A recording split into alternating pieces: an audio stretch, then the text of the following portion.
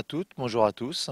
Euh, Écoutez, voilà, on est dans le cadre de ce premier rassemblement avec la sélection nationale U23 depuis ce lundi, voilà, avec les joueuses locales. Donc c'est un premier rassemblement depuis la création de cette équipe qui va derrière bien sûr avoir une suite sur le mois d'avril lors de la date FIFA où on devrait pouvoir organiser un tournoi à 3 ou 4 équipes ici sur le complexe Mohamed VI à Rabat.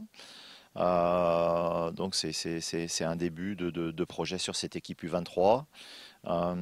C'était nécessaire de la créer puisque les filles, lorsqu'elles sortaient de la sélection U20, il n'y avait pas de continuité avec la sélection A.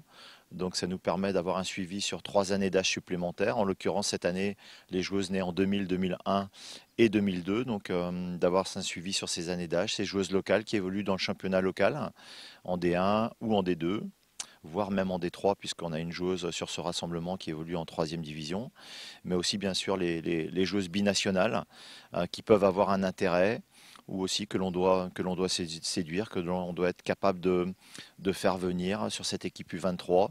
Des joueuses aussi qui ont besoin de temps supplémentaire avant de passer directement avec la sélection A.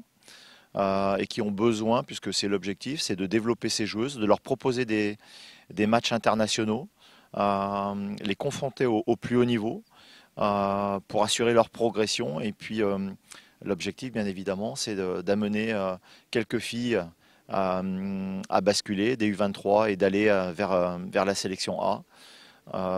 C'est l'objectif un peu de la création de ces sélections. Elle était nécessaire. C'est une continuité, c'est une volonté de tous, de la fédération, c'est une volonté aussi du staff, de l'équipe A, de Reynald, une volonté commune de développer, de structurer le football féminin.